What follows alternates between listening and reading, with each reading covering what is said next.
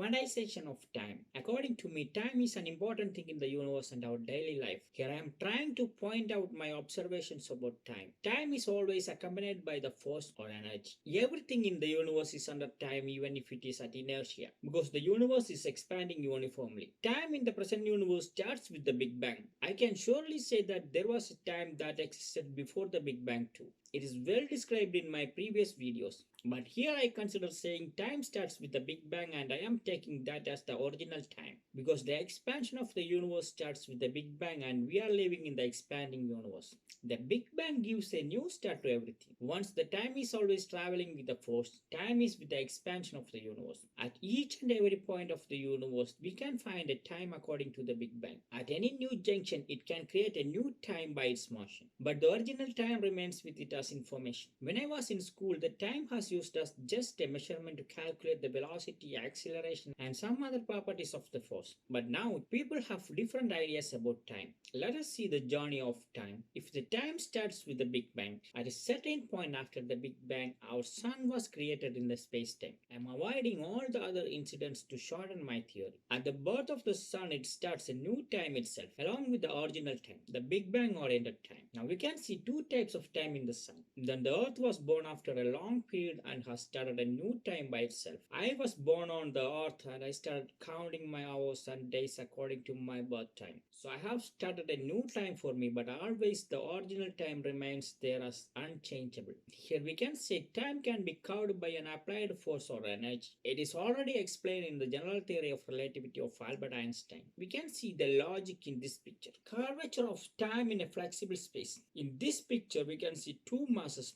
A and B are starting to move from the same point at the same velocity in the space. After traveling a certain distance at a point R, the mass B has been forced to change its direction by an applied force. Now it starts a new time and the original time from its starting point is getting curved with the new time. The mass A is moving in a straight line with the original time, but the mass B is deviating its direction and moving to some other part of the space where the space-time may be different. It can be in the future or in the past or with the original time according to the space-time over there. Here I just want to explain how space-time is flexible in all its dimensions and how it can allow curving itself by a mass. By this picture we can see that how flexible is time in all the dimensions of the space. Here I would like to add another observation about time with the help of an example. Here we can imagine that three friends are throwing three balls from a junction. They are throwing it with different velocities in the same direction. These three balls must have reached the other junction at a fixed time interval, but they are traveling with different velocities, so they will never reach the destination at the fixed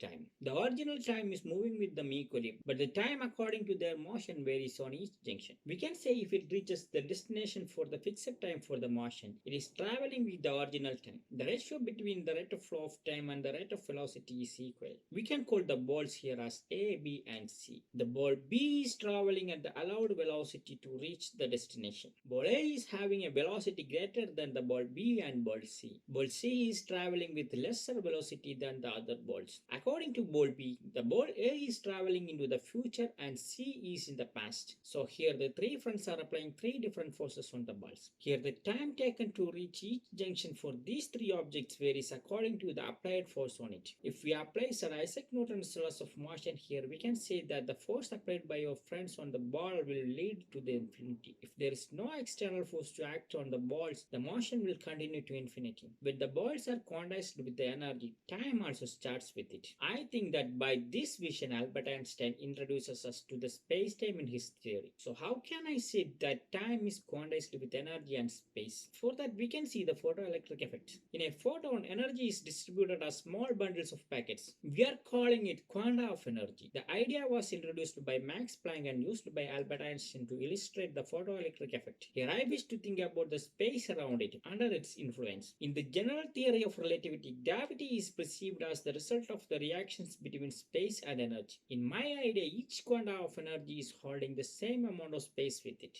That is, the energy is exerting its influence on the space-time is the same everywhere. We can imagine this energy and the space-time under its influence as a system. So there is a space with the influence of energy. There will be a distance in the space. If you want to cover this distance, you must need some time. Suppose we add one more quanta of energy to the system, it will add the same amount of space to the system. While adding or removing space to a system, automatically there is an increase or decrease of the distance and time. There is time and duration are distributed by step along with the energy. Each quanta of energy can have a certain amount of space-time of its own. The space will have its own length and time. Here we can see that the space-time is also quantized because the energy is quantized. Time and length are located within the quantized space. So we can clearly say that the time and length are also quantized.